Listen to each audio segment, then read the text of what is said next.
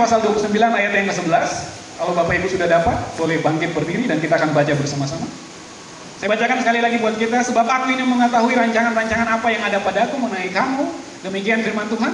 Yaitu rancangan damai sejahtera, bukan rancangan kecelakaan.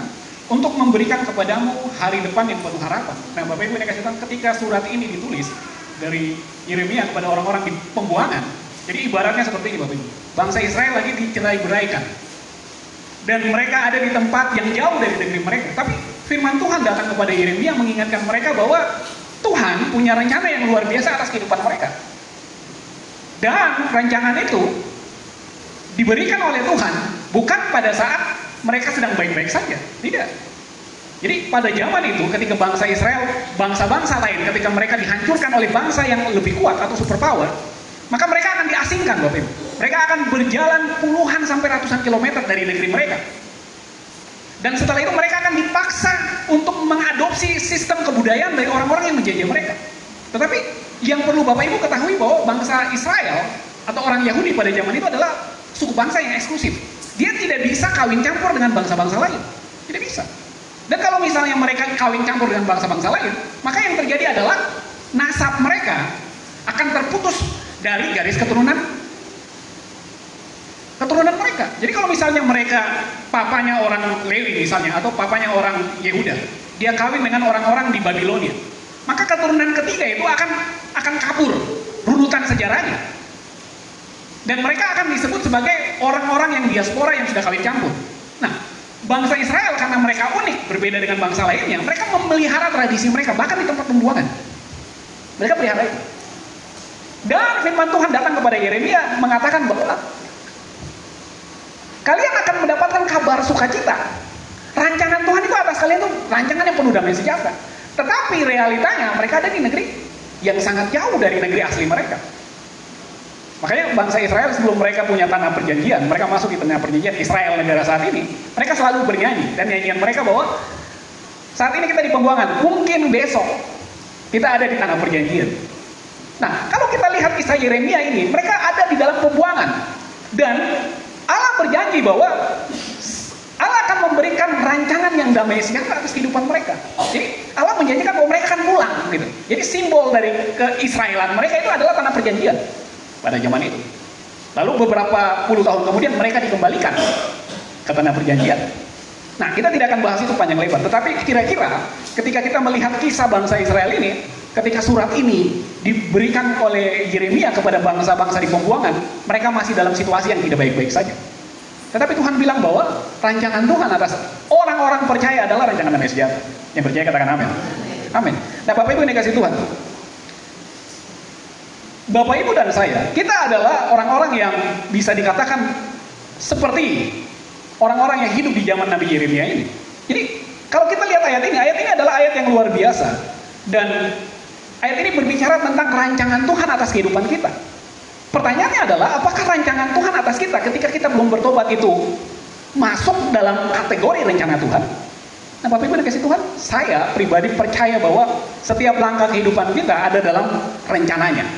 Kadang kita mengambil kendali atas kehidupan kita sehingga kita memutuskan kita mau kemana, bukan atas keputusan Tuhan.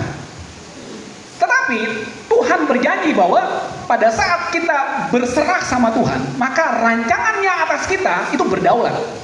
Rancangannya tidak akan berdaulat kalau keputusan hidup kita atas kehendak kita. Jadi yang menentukan hidup kita mau dikuasai oleh siapa adalah kita sendiri. Ketika kita membuka hati kita untuk menyerahkan kendali hidup kita atas kuasa Roh Kudus, maka dia akan berdaulat di situ. Tapi Roh Kudus itu roh yang sangat sopan, Bapak Ibu. Kenapa dia sangat sopan? Karena dia tidak seperti roh jahat yang ketika ada peluang masuk menaklukkan, membunuh dan membinasakan. Tidak. Roh Kudus dia akan minta izin dulu karena kita ini pemilik rumah hidup kita punya andil atas hidup kita. Setelah kita mengizinkan Roh Kudus, baru dia bisa mengendalikan kehidupan kita dari hari ke hari. Makanya firman Tuhan katakan perubahan hidup kita mulai dikendalikan dari hari ke hari. Tidak bim salah bim. Jadilah maka jadi, kun fayakun. Tidak seperti itu. Nah, Bapak Ibu dikasih Tuhan. Jadi kehidupan kita di masa lalu ada banyak sekali hal-hal yang, mohon maaf, bisa saya katakan bahwa kita, Bapak Ibu melihat saya Saya adalah produk dari kehidupan saya masa lalu. Atas setiap keputusan yang bodoh di masa lalu, saya. Tetapi karena kuasa Roh Kudus, maka Roh Kudus mulai mengendalikan saya untuk kembali ke tracknya. Gitu. Tapi ibu bayangkan kereta api, saya suka cerita buat Excel gini, kereta api itu luar biasa. Nah, tapi kereta api luar biasa, kereta api biasa-biasa saja. Kereta api saja, dia waktu lari di tracknya, kencangnya luar biasa. Lalu Bapak Ibu kita bawa dia di kereta cepat, dia suka lihat itu kan, karena dia dari rumah kami itu ada jembatan layang kereta cepat. Lalu saya katakan buat Excel sambil bercanda, Excel, kenapa kereta api hebat? Bayangkan, dia sambil tidur larinya saja kencang. Excel kan bingung kan? Nah, iya, waktu tidur saja dia larinya kencang. Apalagi kalau berdiri. Itu bercandaan kita. Nah, Bapak Ibu yang dikasih Tuhan, bayangkan kehidupan kita kalau kita keluar dari track seperti kereta api itu. Apa yang terjadi? Tabrakan kiri kanan. Tetapi luar biasanya Tuhan kita adalah dia selalu mengembalikan kita ke tracknya kita. Selalu dia mengembalikan kita ke tracknya kita. Kenapa? Karena dia menginginkan kita tampil maksimal. Dia menginginkan kita untuk selalu berada pada jalur yang dia inginkan. Karena karyanya adalah karya yang mendatangkan damai sejahtera. Amin. Nah, Bapak Ibu dikasih Tuhan. Terkadang kecelakaan di masa lalu, kesulitan, kepedihan, dan trauma. Tuhan melihat itu sebagai suatu rancangan yang akan membentuk kita menuju arah yang lebih baik. Kenapa saya katakan arah yang lebih baik? Karena kalau saya flashback ke belakang kehidupan saya, mengerikan Bapak Ibu. Kenapa saya bilang mengerikan? Saya tidak pernah punya bayangan bahwa satu ketika saya akan melayani Tuhan. Memang ada cita-cita zaman dulu bahwa satu ketika saya pengen menjadi pendeta. Itu ada bayangan seperti itu. Tapi untuk jadi orang yang melayani Tuhan dengan sepenuh hati, dengan memberikan fokus hidup kepada Tuhan, itu tidak ada sama sekali. Saya pikir untuk melayani Tuhan itu kita berdiri pakai toga, berdiri atas mimbar dan berkhotbah, setelah itu selesai. Dulu bayangan saya seperti itu. Tetapi Tuhan bawa kita jauh lebih daripada itu. Nah, Bapak Ibu yang dikasih Tuhan, jadi Tuhan menjanjikan hari depan buat Bapak Ibu dan saya, anak-anak muda, adalah hari depan yang penuh dengan harapan. Hari-hari ini banyak sekali orang yang tidak punya pengharapan. Dan orang yang tidak punya harapan itu adalah orang yang hidup tapi sebenarnya mati. Dia hidup di dalam kekosongan, dia hidup di dalam rutinitas saja. Tapi dia tidak punya tujuan. Nah, pertanyaan selanjutnya adalah, bagaimana pengalaman-pengalaman bodoh kita di masa lalu itu bisa menjadi pengungkit sehingga hidup kita itu semakin hari bukan semakin turun ke bawah, tetapi semakin naik ke atas. Bapak Ibu bayangkan, kalau misalnya saya punya bola basket itu kalau saya banting pelan atau saya lepas saja gitu, dia akan jatuh ke bawah dan pantulnya hanya setengah dari itu. Benar ya? Yang pernah main basket tahu ya? Atau saya pakai bola voli, saya masukin ke dalam air. Kalau saya masukin hanya setengah meter, dia hanya naik pelan. Tapi kalau semakin dalam saya masukkan ke dalam air, maka tekanannya akan semakin ke atas. Begitu pula dengan bola basket. Kalau bola basket kita banting pelan, maka respon baliknya untuk naik ke atas itu pelan. Tapi kalau kita banting dengan sungguh-sungguh, dur, apa yang terjadi? Dia akan mantul ke atas lebih tinggi. Nah, itulah hidup kita. Semakin kita melihat bahwa hidup saya kenapa seperti ini? Hidup saya semengerikan ini. Tetapi firman Tuhan bilang bahwa semakin kita diperhadapkan dengan tantangan yang berat, semakin kita diuji dengan sesuatu yang terkadang membuat kita, aduh nih Tuhan saya tidak mampu. Firman Tuhan menjanjikan bahwa pantulan baliknya itu akan semakin tinggi. Yang percaya katakan amin. Amin. Jadi kalau hidup kita diperhadapkan dengan masa lalu yang berat, yang sulit, maka yakinilah bahwa Tuhan punya rencana baik atas kehidupan kita. Nah, Bapak Ibu dikasih Tuhan, mari kita belajar hari ini dari kisah seorang bernama Yusuf.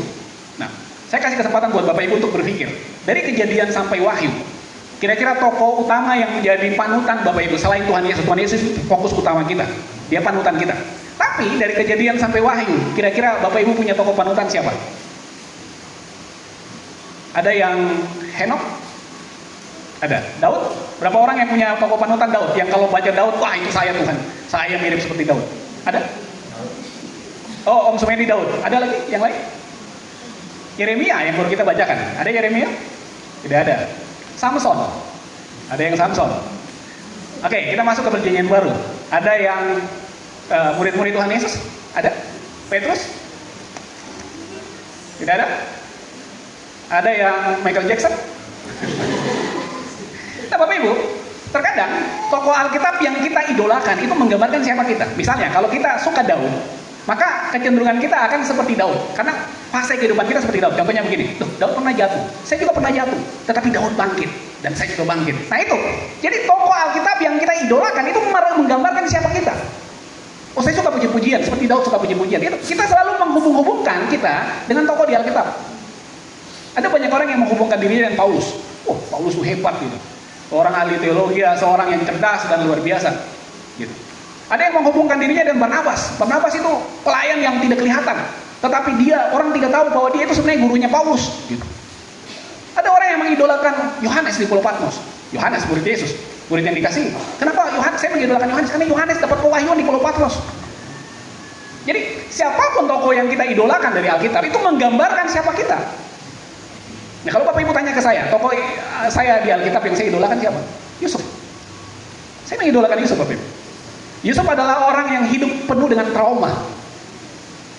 Sangat banyak traumanya. Nah, kita belajar dari Yusuf.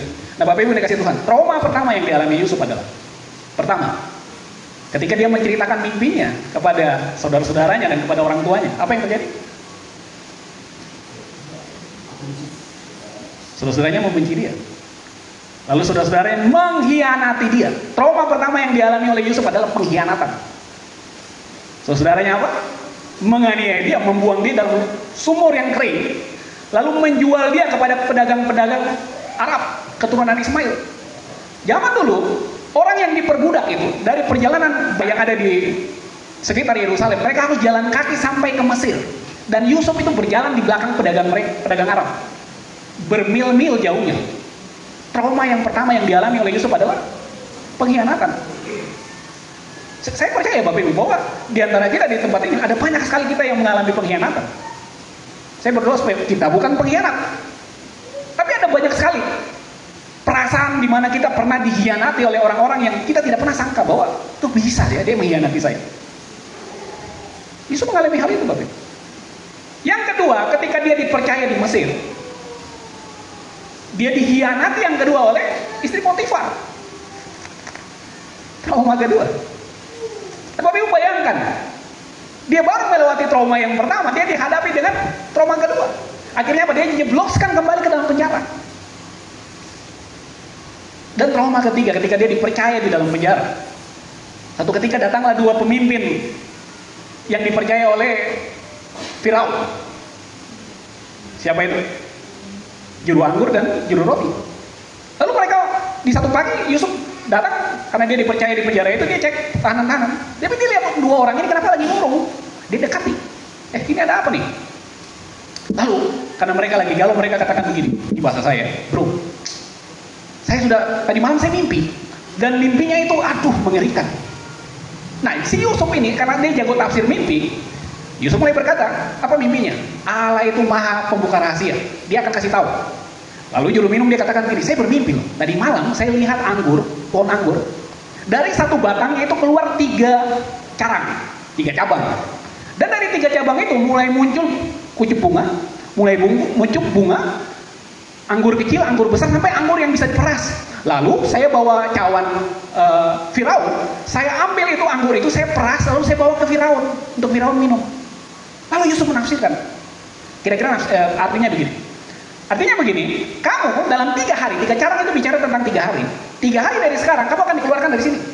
Dan Firaun akan memulihkan kedudukanmu. Engkau akan kembali menjadi juru minum Firaun. Pesan Yusuf hanya satu. Nanti kalau sudah hal itu terjadi, ingat saya, ceritakan buat Firaun. Ingat saya. Lalu juru roti dia tidak mau kalah. Loh, kok tadi malam mimpi begitu? Saya juga tadi malam mimpi. Yusuf bilang, silakan ceritakan. Lalu dia cerita, tadi malam saya mimpi, di 3 nampan saya taruh makanannya Firaun. Lalu 3 nampan itu saya taruh di kepala saya dan saya mau bawa ke tempat Firaun makan. Tapi dalam perjalanan burung-burung datang, dia tetok itu makanan yang saya bawa. Yusuf menafsirkan seperti ini. Oh, berarti dalam 3 nampan itu artinya 3 hari dari sekarang kamu akan kembali dipanggil oleh Firaun, kembali bekerja. Tapi Firaun tidak akan meninggikan kamu seperti Firaun meninggikan si juru minum ini. Firaun akan meninggikan kepalamu, engkau akan disembelih dan kepalamu akan digantung dan burung akan makan kepalamu, jenazahmu. Dan 3 hari kemudian hal itu terjadi, Bapak Ibu. Dan setelah terjadi, juru minum yang sudah dikembalikan jabatannya dia lupa. Bapak Ibu bayangkan, Yusuf 3 kali dikhianati. Itu trauma model jenis kayak gimana itu? Mengerikan. Tetapi yang luar biasanya adalah, Bapak Ibu, ketika kita melihat Yusuf pernah difitnah, pernah dipenjara, pernah dilupakan, harusnya menjadi hal yang normal adalah Yusuf mencari kambing hitam. Benar ya? Kita sebagai manusia, terkadang ketika kita terpojok, ketika kita merasakan bahwa sesuatu yang sulit menimpa kita, yang kita lakukan, insting kita, yang kita lakukan adalah cari kambing hitamnya. Tapi yang dilakukan oleh Yusuf sebaliknya. Kalau Yusuf itu kita analisa, kita sebagai orang modern, maka kita akan berpikir gini, yang patut disalahkan atas kesusahan kita, yang dijadikan kambing hitam atas kesusahan kita adalah saudara-saudaranya. Kenapa? Kalau saudara-saudaranya tidak jual dia tidak akan jadi budak di Mesir. Dan kalau dia tidak jadi budak di Mesir, dia tidak akan dikhianati oleh Potifar. Dan kalau dia tidak dikhianati oleh Potifar, dia tidak akan masuk penjara. Dan kalau dia tidak masuk penjara, dia tidak akan dikhianati oleh juru minum. Jadi kalau ditarik ke belakang, pengkhianat sejati adalah saudara-saudaranya. Dan yang harus dijadikan kambing hitam adalah saudara-saudaranya. Berapa banyak di antara kita yang ketika kita ikut Tuhan, mohon maaf, orang-orang yang terdekat kita yang mengkhianati kita, yang menyakiti hati kita. Mending orang yang kita tidak terlalu dekat mengkhianati kita, it's okay lah. Tetapi orang yang dekat dengan kita, yang punya hubungan darah dengan kita, atau yang sangat kita kasih dan dia mengkhianati kita, itu sakitnya, Bapak Ibu. Sakitnya itu di sini. Luar biasa sakitnya. Nah, Bapak Ibu yang dikasih Tuhan, kalau Yusuf mau objektif sebagai manusia seperti kita, maka kambing hitam yang akan dia jadikan target ketika dia berkuasa adalah saudara-saudaranya. Buah dari kepahitannya, buah dari apa yang dia alami, yang begitu pahit dalam kehidupannya, yang harus dia jadikan target ketika dia berkuasa adalah balas dendam, ketika dia memiliki power untuk melakukan itu. Nah, Bapak Ibu dikasih Tuhan, di dalam Kejadian pasal 50 ayat 20, Kristen, ketika saudara-saudaranya melihat bahwa Yakub sudah Tuhan panggil dan sebentar lagi Yusuf akan balas dendam ke kita. Lalu mereka datang kepada Yusuf dan mohon ampun sama dia. Karena pada zaman itu membalas dendam itu sesuatu yang biasa saja, apalagi Yusuf sudah punya power, sudah punya kuasa. Ketika mereka datang ke Yusuf dan mereka berpikir, habislah kita sudah tidak ada yang bisa lindungi kita, yang bapak kita sudah mati. Sekarang giliran kita yang mati. Tapi Yusuf bilang apa? Memang kamu telah mereka-reka yang jahat terhadap aku, tetapi Allah telah mereka-rekanya untuk kebaikan dengan maksud melakukan seperti yang terjadi sekarang ini, yakni memelihara hidup satu bangsa. Bapak Ibu yang dikasih Tuhan, Yusuf ketika dia dikhianati oleh keluarganya, dia belajar satu hal. Apa yang dia pelajari adalah ketika dia dikhianati oleh keluarganya, dia belajar untuk mengampuni mereka apa adanya. Pada masa itu mungkin dia sakit hati. Ya, dia sakit hati. Tapi proses itu berjalan, Bapak Ibu. Proses berjalan. Waktu dia dikhianati oleh Potifar, dia belajar bahwa kesetiaan itu penting. Waktu dia dikhianati oleh juru minum, dia belajar bahwa sabar itu sangat penting. Jadi, ketika kita melihat jawaban yang diberikan oleh Yusuf itu bertentangan dengan jawaban yang seharusnya dia lakukan buat saudaranya. Dia belajar tentang bagaimana menjadi orang yang bisa sabar lewat proses kehidupannya. Nah, ada banyak sekali orang yang tidak pernah belajar dari proses kehidupannya. Dan ini berbahaya, Bapak Ibu, bagi kesehatan mentalnya tentunya. Bapak Ibu tahu, yang namanya psikosomatis itu akibat dari psikologi kita yang terganggu. Dia termanifestasi dengan segala macam penyakit fisik yang tidak ada diagnosanya, yang tidak ada penyakitnya. Contoh, kalau Bapak Ibu dan saya kita marah, terkadang yang bekerja di dalam tubuh kita, yang merusak tubuh kita itu sakit lambung, gitu. Sakit lambung. Tapi setelah periksa ke dokter bilang tidak, lambung baik-baik saja. Kenapa? Gejolak emosi kita naik turun. Ada banyak sekali orang cancer, orang sakit kanker. Itu karena apa? Ada karena kepahitan. Meskipun ada yang juga karena DNA-nya, orang tuanya cancer, dia punya kemungkinan cancer besar. Tetapi sebagian besar cancer yang tiba-tiba muncul dari orang itu adalah, kalau bukan karena DNA, itu karena dia memunculkan rasa sakit hati, kebencian. Dan ini berbahaya, Bapak Ibu. Nah, banyak sekali orang yang tidak belajar seperti yang dilakukan oleh Yusuf. Dia belajar dari proses-proses kehidupannya.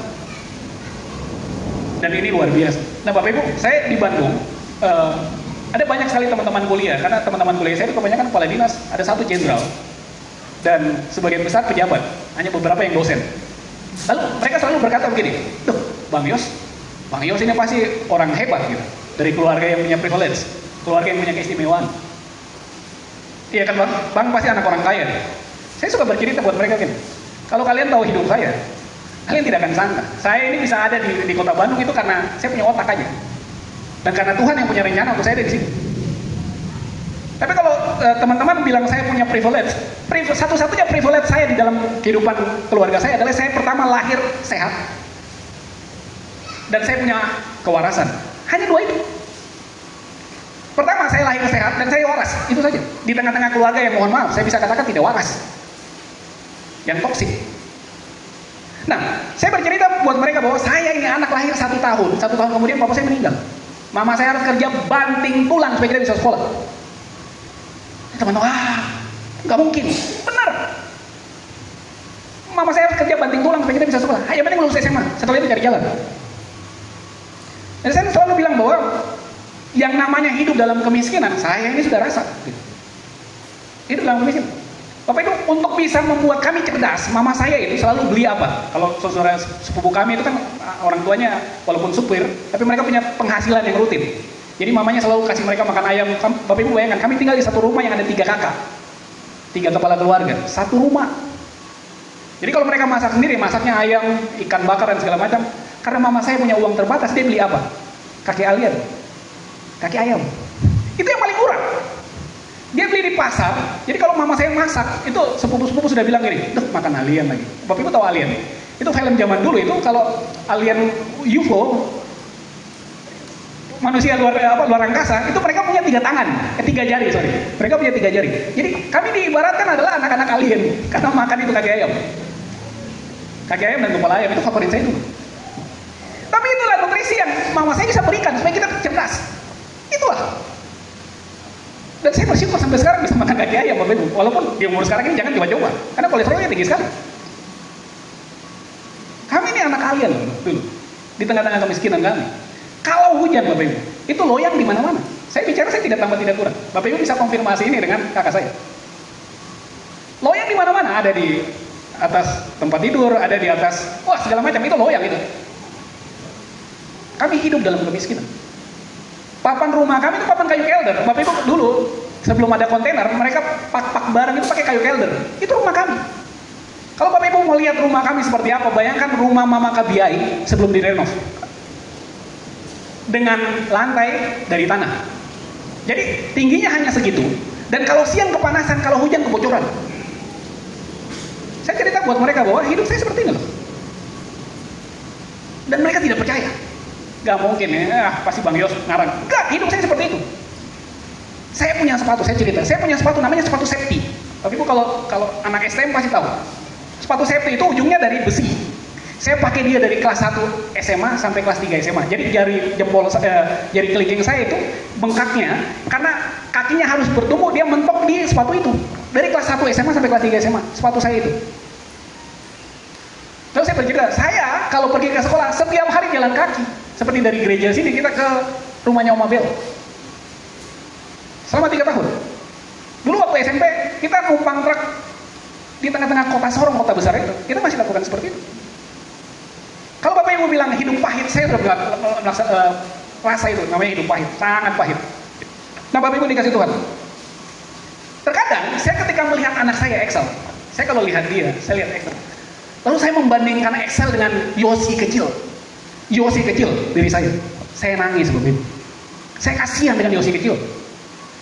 Tuh, hidupmu ini aduh, ngeri sekali. Saya kasihan. Tapi Bapak Ibu yang dikasih Tuhan, saya ingin anak-anak saya punya mental seperti Yosi kecil. Mentalnya tangguh. Jadi kalau Bapak Ibu bertanya kepada saya sesali dengan masa lalu saya, tidak. Yosi kecil terlalu tangguh bagi saya. Dan anak-anak saya belum tentu punya itu. Saya mau katakan bahwa saya bangga dengan Yosi kecil. Ini bukan narsis. Enggak, ini bukan narsis. Saya bangga dengan Yosi kecil. sangat bangga. Dan saya ingin anak-anak saya seperti Yosi kecil. Tetapi apakah bisa? Belum tentu bisa. Belum tentu anak-anak saya bisa seperti Yosi kecil. Tetapi yang pasti adalah mereka punya tantangannya sendiri. Kalau bicara tentang kepahitan hidup, wah, kita sudah alami itu. Dan ketika saya berbicara buat teman-teman saya yang levelnya kepala dinas, jenderal dan segala macam, mereka nggak percaya. Kalian tahu tidak, nutrisi yang dalam otak saya waktu kecil itu hanya kaki ayam dan kepala ayam. Hanya itu. Tapi Tuhan punya cara yang ajaib. Di balik kesusahan kita, Dia kerjakan sesuatu yang hebat, yang tidak kita bayangkan, yang tidak kita pikirkan. Itu yang Dia kerjakan. Coba Bapak Ibu bayangkan kembali lagi, melihat siapa diri Bapak Ibu waktu kecil. Kasihan tidak sama kehidupan Bapak Ibu waktu kecil? Kadang-kadang kita ceroboh ketika kita masih SMP atau SMA. Coba pikirkan, saya ceroboh sekali ya waktu kecil ya. Waktu masih remaja, waktu pemuda, ceroboh sekali. Tetapi Bapak Ibu harus tahu bahwa jadi apa Bapak Ibu saat ini, saudara pemuda saat ini, adalah proses yang Tuhan kerjakan sehingga kita jadi pribadi yang luar biasa di hadapan Tuhan. Kalau Bapak Ibu bertanya kepada saya, kalau waktu bisa diputar kembali, maka kita punya pilihan yang banyak. Apakah kita akan memilih yang lain? Saya pribadi akan tetap pada kehidupan saya yang seperti itu. Dulu Yosi kecil akan berpikir kayak gini. Saya masih ingat sekali Bapak Ibu. Yosi kecil akan berpikir seperti ini. Kenapa saya harus lahir dari keluarga seperti ini? Kenapa saya tidak lahir dari keluarga yang kaya? Kenapa saya tidak lahir dari keluarga yang berada? Kenapa saya tidak lahir dari keluarga yang ada di kota-kota besar? Yang bisa disediakan apapun yang orang tua berikan. Kenapa? Dan kalau di flashback kembali, apakah saya sesali dengan Yosi kecil itu? Tidak. Itu proses hidup saya. Saya pernah lakukan kebodohan, Bapak. Ketika SMA mulai salah bergaul, mulai pakai narkoba dan lain sebagainya. Apakah saya menyesali karena saya pernah bertumbuh seperti itu? Tidak. Itu proses. Di mana saya dibentuk oleh Tuhan jadi seperti ini. Jadi Yosi yang Bapak Ibu perhatikan saat ini berdiri di mimbar ini, ada Yosi produk dari kecil sampai dia pernah lakukan kebodohan, sampai dia melakukan hal-hal yang tidak masuk akal, baru bisa jadi seperti ini. Jadi saya tidak sesali Bapak Ibu. Memang dosa saya sesali. Kalau dosa saya sesali. Tapi pengalaman saya di masa ini tidak saya sesali. Kenapa? Itu proses Tuhan. Itu proses Tuhan atas saya. Seperti juga Yusuf. Dia tidak sesali ini. Dia katakan gini, kamu memang mereka-reka yang jahat atas aku, atas hidupku. Tetapi karena kuasa Tuhan, dia melakukan apa yang luar biasa. Dia mereka-reka sesuatu yang baik. Ada banyak sekali orang yang mereka-reka sesuatu yang jahat atas hidup kita.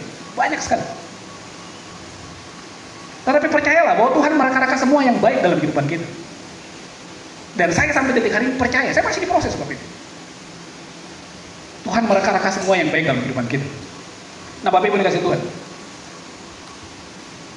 Ketika kita bicara tentang kemiskinan tadi, maka Tuhan pakai masa lalu saya yang miskin ini untuk sesuatu yang luar biasa. Bapak Ibu tahu tidak? S2 saya itu kajiannya itu aneh, bin ajaib.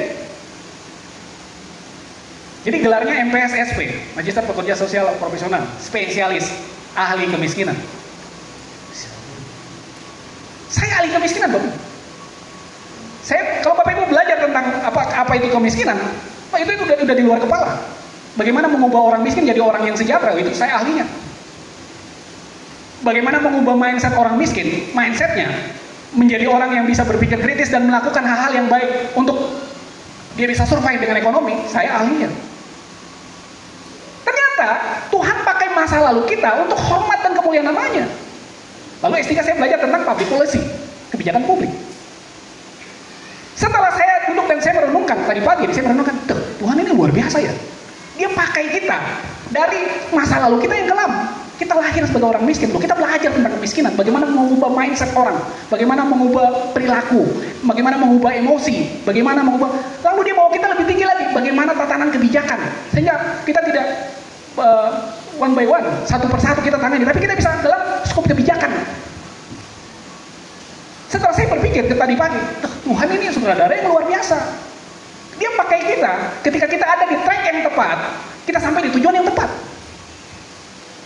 Dan saya merenungkan ini bahwa benar ya, kalau misalnya saya orang lahir dari keluarga berada, si Yosi kecil berpikir kenapa saya harus lahir dari keluarga yang seperti ini? Dan seandainya itu dijawab oleh Tuhan, saya lahir dari keluarga berada, apakah saya bisa jadi ahli kemiskinan? Tidak. Nah, Bapak Ibu dikasih Tuhan. Jadi gambaran dari kehidupan kami di masa lalu, kalau Bapak Ibu perhatikan. Mengerikan. Jadi ada trik-trik khusus Bapak Ibu. Ketika melihat orang miskin, hati saya itu seperti dipecah-pecah. Makanya sebelum kami berangkat ke Bandung itu ada bantuan pemerintah yang diberikan kepada Mama Kabiai. Itu pemerintah punya, bukan saya punya. Kita hanya menyalurkan. Kenapa saya bisa membantu Mama Kabiai Bapak Ibu? Karena saya melihat rumah Mama Kabiai itu seperti saya lihat rumah saya seperti di masa lalu. Lalu kita bantu, kita renovasi, dan puji Tuhan waktu kemarin saya datang ke sana, oh Mama masih bocor kan? Tidak. Nah, sebelum saya lupa, ternyata saya punya fobia Bapak Ibu. Dari kejadian masa lalu, jangan Bapak Ibu berpikir bahwa saya tidak punya fobia, punya ketakutan. Saya punya ketakutan. Jadi ketakutan saya yang pertama adalah saya takut rumah bocor. Saya kalau lihat rumah bocor, ini apa ini? Pada saat itu juga saya bisa naik ke atap. Karena Vera suka marah, tuh ngapain kok hujan-hujan naik ke atas? Kesabar petir Bang? Tidak. Ini tidak baik ini. Saya punya fobia lihat rumah bocor. Karena masa kecil saya tidak bahagia, bukan tidak bahagia dalam arti apa. Saya trauma dengan loyang-loyang di mana-mana. Dan ketika sampai di rumah Mama Kabiai itu mulai terpancing. Gitu. Jadi ketika Tuhan menetapkan kita, Dia taruh kita di track yang tepat, maka kita akan jadi berkat di track yang tepat. Yang percaya katakan amin. Ya. Jadi jangan pernah berkecil hati ketika kita punya masa lalu yang kelam, kita punya kehidupan yang tidak menyenangkan Bapak Ibu. Tuhan bisa pakai itu. Untuk apa? Untuk memberkati banyak sekali orang. Jadi bicara tentang kemiskinan, itu ada banyak sekali kemiskinan Bapak. Ada kemiskinan struktural, kultural, kemiskinan relasional, ada kemiskinan absolut, kemiskinan pedesaan, pesisir, perbatasan antar negara, perkotaan, dan segala macam. Dan itu punya cara-cara tersendiri untuk memecahkannya. Bagaimana saya bisa kuasai itu? Karena saya pernah hidup di situ. Sama seperti Yusuf, ketika dia diproses oleh Tuhan, dia dihianati dan dilakukan hal-hal yang menggadaikan harga dirinya. Tetapi karena dia belajar dari proses itu, apa yang terjadi? Tuhan promosi dia. Ketika dia sampai di posisi kedua dari Raja Firaun, Mesir, apa yang terjadi? Dia punya hati sudah dibawa. Karena dia diproses. Kalau orang yang berada di puncak kekuasaan dan dia tidak melewati proses seperti Yusuf, maka yang dia lakukan adalah, kalian ini kambing hitam ya, dan kalian harus dihukum. Tapi tidak dilakukan oleh Yusuf. Nah sekarang Bapak Ibu dan saya, kita punya dua pilihan. Apakah setiap proses kehidupan kita yang sakit sekali dalam kehidupan kita, kepahitan kita, kemarahan kita, dendam kita, kita punya dua pilihan. Apakah kita mencari kambing hitam atau kita berlaku seperti Yusuf? Kembali lagi, Bapak Ibu, Roh Kudus bertanya kepada Bapak Ibu siang hari ini, apakah Bapak Ibu mencari kambing hitam atau belajar dari proses itu untuk semakin bijak seperti Yusuf? Nah, ada banyak sekali bicara tentang kemiskinan. Mohon maaf, kita harus luruskan bahwa seringkali pengajaran di gereja pun kita harus luruskan. Orang dulu waktu saya sekolah minggu itu ada guru sekolah minggu bilang begini, tidak apa-apa miskin, karena memang kita di sekolah minggu kebanyakan anak-anak yang miskin. Oh tidak apa-apa miskin, yang penting anak Tuhan. Tidak apa-apa miskin, yang penting jujur. Tidak apa-apa miskin, yang penting kita melayani Tuhan. Menurut Bapak Ibu itu benar atau tidak? Kira-kira pernyataan yang tadi itu benar atau tidak? Tidak benar. Kenapa? Kenapa kalau kita bisa diberkati oleh Tuhan dan kita jadi anak Tuhan, kenapa tidak? Kenapa kalau kita bisa hidup berkecukupan untuk membantu banyak sekali orang, tapi kita anak Tuhan? Bapak Ibu pilih yang mana? Miskin tapi anak Tuhan, atau berkecukupan tapi anak Tuhan? Pilih yang mana? Berkecukupan. Nah, kita kan punya dua pilihan kan, antara miskin atau berkecukupan. Kenapa kita harus pilih miskin? Bukan berarti saya menyalahkan orang miskin, tidak. Tapi kan kita punya dua pilihan. Kalau kita terbatas, lah anak-anak kita tidak boleh harus sama seperti kita. Kalau kita terbatas secara ekonomi, maka anak-anak kita tidak boleh. Itu haram hukumnya sebenarnya. Kalau kita orang percaya dan kita masih seperti itu, sebenarnya kita belum bertobat. Bukan saya bilang teologi kemakmuran, tidak. Tentang bagaimana berkat-berkat, tidak. Kecukupan. Kecukupan itu seperti ini. Di saat kita butuh makan, ya kita makan. Di saat kita butuh rumah, ya ada rumah. Di saat kita butuh ke Jakarta, ya kita bisa ke Jakarta. Itu cukup. Di saat kita butuh mobil, ya ada mobil. Itu cukup namanya. Di saat kita butuh uang 1 miliar, ada uang 1 miliar. Itu cukup. Bukan berkelimpahan untuk yang luar biasa sekali, tidak.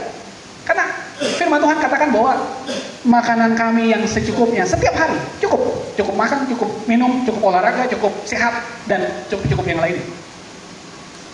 Kalau Bapak Ibu diperhadapkan dengan dua pilihan, antara miskin tapi anak Tuhan atau berkecukupan atau anak Tuhan, kita pilih yang mana? Berkecukupan anak Tuhan. Oleh karena itu kerja keraslah. Karena firman Tuhan berkata bahwa orang yang tidak kerja keras jangan diberi makan. Ada amin? Amin. Nah, jadi Tuhan menggunakan trauma kita sebagai pengungkit. Yang tadi saya ibaratkan, bola basket itu ketika dibanting, semakin keras bantingannya, maka terpelantingnya itu semakin tinggi. Jadi jangan pernah melihat bahwa kehidupan kita di masa lalu, trauma-trauma kehidupan kita ini kelam dan buat kita terpuruk. Tidak. Cari momentum di mana dia akan bertabrakan dengan benda yang keras. Dan ketika dia mulai terpelanting, itu naiknya akan tinggi. Akan semakin tinggi. Semakin keras dia dibanting, akan semakin keras juga dia naik ke atas. Pertanyaannya adalah, apakah kita sadar bahwa yang kita hadapi adalah proses Tuhan, di mana Tuhan banting kita? Dan kita tinggal tunggu momentum yang tepat untuk kita terpelanting ke atas. Caranya gimana? Caranya adalah ketika Bapak Ibu dan saya mengizinkan Roh Kudus untuk berkarya dalam kehidupan kita. Maka dia akan kembalikan kita ke tracknya. Jadi kita perlu melihat teladan dari Yesus Kristus. Itu puncak trauma di dalam Alkitab. Nah, Bapak Ibu perhatikan. Ketika dia dipermalukan, ketika dia diludahi, ketika dia disalibkan, ketika dia dibunuh di kayu salib, dia itu Tuhan, Bapak Ibu. 100% manusia, 100% Tuhan. Ketika dia diperhadapkan dengan situasi seperti itu, apa yang dia lakukan? Apakah dia mencari kambing hitam? Ini pasti orang Farisi Saduki. Tetapi pada saat Yesus tersalib, tergantung di kayu salib, apakah dia mencari kambing hitam? Tidak. Apakah dia menyumpahi mereka yang menyalibkan dia? Tidak. Bapak Ibu yang dikasih Tuhan, Lukas pasal 23 ayat 34 dia katakan gini, "Ya Bapa, ampunilah mereka karena mereka tidak tahu apa yang mereka perbuat." Bapak Ibu bayangkan, ini puncak dari iman Kristen. Bagaimana ketahanan jiwa dan ketahanan spiritual kita itu ditentukan dari ayat ini. Betapa luar biasanya Tuhan kita. Nah, kemampuan untuk mengubah penderitaan yang ekstrim menjadi tindakan pengampunan dan kasih adalah ketika Yesus mengatakan ini. Ini ekstrim, Bapak. Di tengah-tengah trauma yang baru dihadapi, dia masih bisa berkata bahwa Bapa mereka tidak tahu apa-apa. Mereka buta, Tuhan. Bapa mereka buta. Ampuni mereka. Wow. Jadi pengorbanan Tuhan Yesus di kayu salib adalah puncak dari trauma. Tetapi ini adalah fondasi keselamatan Bapak Ibu dan saya. Ini fondasi kita sehingga Bapak Ibu dan saya bisa ada di tempat ini bersekutu bersama-sama. Kematiannya dan kata-katanya di kayu salib ini akan membuat kita bisa sampai yang tadinya kita dibanting benar-benar ke tanah, kita bisa terpelanting sampai dalam kehidupan kekal. Ini adalah puncak keselamatan yang Tuhan janjikan pada kita. Nah, kalau Bapak Ibu bertanya kepada saya, Petrus pernah punya momen yang sama seperti kita. Ada banyak sekali anak-anak kita yang menyangkali imannya hanya karena pasangan hidup, hanya karena hal-hal yang sepele. Gitu. Di sini mungkin tidak terlalu kelihatan, tapi di Jawa itu banyak sekali anak-anak muda Kristen yang menyangkali iman mereka hanya karena hal-hal yang seperti itu. Tetapi ketahuilah bahwa mereka adalah domba yang berhilang, yang masih bisa kita rebut kembali. Masih bisa. Selama dia belum mengakhiri hidupnya saja, dia masih bisa diselamatkan. Nah, Petrus pernah punya momen di mana dia mengkhianati gurunya dan dia meninggalkan pelayanannya. Tetapi Tuhan bilang begini, Petrus, apakah engkau mengasihi aku? Petrus tidak bisa jawab. Petrus katakan, Tuhan engkau tahu. Tuhan tanya sampai 3 kali, Petrus apakah engkau mengasihi aku? Tuhan, engkau tahu. Lalu kata Tuhan, gembalakanlah kawanan domba. Bapak Ibu dikasih Tuhan, ketika kita berbicara tentang pengalaman kita seperti Petrus, kita pernah melakukan hal-hal yang bertentangan dengan apa yang Tuhan kehendaki. Pernah. Tetapi Tuhan tidak pernah kehabisan akal dan kehabisan kesabaran. Kalau Tuhan kehabisan kesabarannya buat kita, Bapak Ibu, kita tidak ada satupun yang selamat. Tidak ada. Kita binasa semua. Tuhan tidak pernah menyia-nyiakan penderitaan kita. Sama seperti kisah Yusuf tadi, tidak pernah. Penderitaan kita itu akan dipakai Tuhan untuk membuat kita semakin hari semakin maksimal di dalam Tuhan. Kita jadi versi terbaik dari kehidupan kita.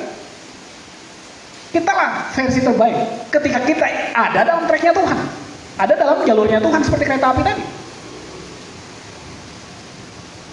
Jadi jangan pernah membiarkan masa lalu kita itu membelenggu kita, Bapak Ibu. Semua kita punya masa lalu. Orang yang tidak punya masa lalu itu hanya Adam. Diciptakan langsung jadi dewasa. Hanya Adam. Bapak Ibu dan saya, kita punya masa lalu. Dan masa lalu kita itu kadang-kadang akan membuat kita selalu seperti orang yang susah move on. Bapak Ibu bayangkan kalau kita selalu berpaling kepada masa lalu kita, kita ibarat sedang bawa mobil, tapi mata di spion. Kira-kira bisa tidak kalau kita bawa mobil tapi mata tetap di spion? Kecuali kalau mundur. Tapi kalau dia maju, mata kita di spion, tabrakan kiri kanan. Nah, Bapak Ibu dan saya, kita pernah punya masa lalu. Dan banyak kok anak-anak muda, Bapak Ibu, yang selalu waktu pada saat konseling mereka bercerita tentang hal-hal yang menurut saya tidak masuk akal. Gitu. Mengerikan. Gitu. Tapi karena kita profesional, kita tidak boleh menghakimi. Dengar, cari solusi, doakan. Sesimpel itu. Nah, bisa tidak kita orang Kristen melakukan hal itu? Karena kapasitas kita bukan Tuhan. Kita tidak punya kapasitas untuk menghakimi orang lain. Bapak Ibu. Terakhir. Kemarin Bapak Ibu kita menyaksikan bagaimana rumah tangga baru. Asal mana Wati? Oh ya, Wati sebelahnya. Di sini kita lihat. Oke, rumah tangga baru ya. Kita bersyukur Asar. Asar bisa menikah walaupun melakukan pelanggaran. Nah, saya harus tegaskan di sini bahwa yang dilakukan oleh Asar itu tidak benar ya. Anak-anak muda harus tahu. Tidak benar. Tapi mereka mau berubah, gitu. Mau bertobat. Hamil di luar pernikahan itu, saya tekankan sekali lagi untuk kaum muda. Hamil di luar pernikahan itu tidak dibenarkan oleh firman Tuhan. Tetapi karena mereka sadar, gitu. Si Asar dan Wati ini mereka sadar bahwa mereka sudah melakukan pelanggaran. Saya harus sampaikan ini ya, supaya anak-anak muda mereka tahu. Tapi mereka sadar bahwa mereka sudah melakukan pelanggaran. Maka mereka masuk dalam proses konseling. Mereka belajar, ayo ini salah ini, kita sudah lakukan ini. Dan mereka sadar Bapak Ibu. Ada banyak orang yang ketika melakukan pelanggaran, dia tidak sadar bahwa dia melakukan pelanggaran. Dan sebelum mereka diberkati, mereka sudah dibaptis. Artinya, segala pelanggaran mereka setelah mereka lahir baru, itu Tuhan sudah tidak ingat sama sekali. Tuhan sudah tidak ingat. Jadi untuk anak-anak muda, kalian ingatkan baik. Kayu sih tekankan buat kalian, ingat baik-baik. Ketika kalian mau masuk dalam pernikahan kudus, yang harus kalian lakukan adalah hidup di dalam kekudusan. Jadi yang perlu kalian pemuda ketahui bahwa saat kalian mendengarkan firman Tuhan ini, dan firman Tuhan katakan, hendaklah ketika kita memasuki proses pernikahan, hendaklah engkau kudus seperti Kristus, maka berkat Tuhan akan dicurahkan. Yang mereka lakukan itu mungkin salah sebelumnya.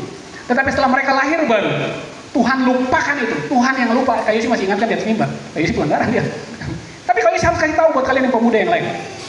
Tuhan ingin ada kita sadar. Dan mereka sudah melalui proses itu. Mereka sadar bahwa ini salah. Tetapi ingat, Asar dan Wati, sama seperti Yusuf, mereka punya masa lalu yang kelam. Tapi mereka belajar untuk hal itu. Lakukan yang baik supaya anak-anak kalian nanti mencontohi kalian. Bahkan ketika kemarin Kak Yosi perhatikan orang tua Asar ada di sini, Kak Yosi hanya bisa bilang dalam hati Kak Yosi. Tadi Kak Yosi sampaikan buat Om Sumedi. Kalau Asar dia hidup benar di hadapan Tuhan, dan orang tuanya, saudara-saudaranya lihat Asar yang dulu sebelum menikah dengan Asar yang sudah menikah itu berbeda, mereka bertobat. Kak Yosi terlalu yakin seperti itu. Karena Kak Yosi alami itu. Kak Yosi orang yang pertama bertobat dari keluarga besar. Itu. Jadi masa lalu kita itu akan dipakai Tuhan, sehingga orang yang melihat kita akan melihat bahwa, tuh, orang ini sudah tidak sama loh. Tuhan bentuk dia luar biasa. Dan mereka bertobat hanya melihat Kristus dalam kita. Bukan karena kita berkhotbah, bukan karena kita main musik, bukan karena kita menampilkan aktivitas rohani, tidak, tapi melihat hidup kita. Kiranya firman Tuhan ini memberkati kita semua. Kayak sih menang pemain musik naik ke atas, dan kita satu dalam doa.